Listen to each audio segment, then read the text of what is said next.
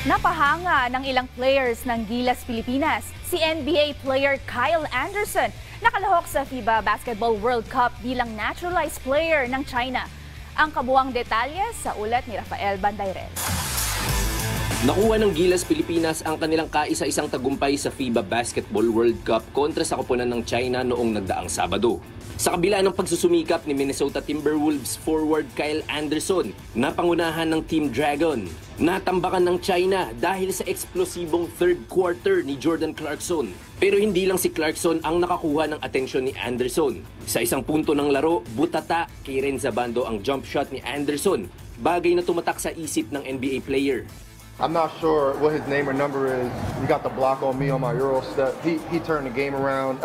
Him and Jordan Clarkson turned the game around. Simple as that. They played really well. Hats off to those guys. Hirit naman ni Anderson na bitbit ang Chinese name na Lee Kaier para sa torneo. Hindi pa ito ang huling beses na maglalaro siya para sa China.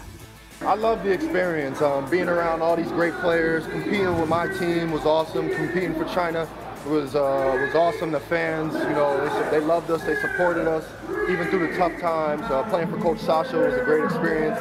I learned a lot, so you know, I love the experience. Samantala, pareho nang nagtapos ang kampanya ng Gilas at Team Dragon sa World Cup. Inaasahang magtutuos muli ang dalawang koponan sa paparating na Hwangju Asian Games. Rafael Bandayrel, PTV Sports.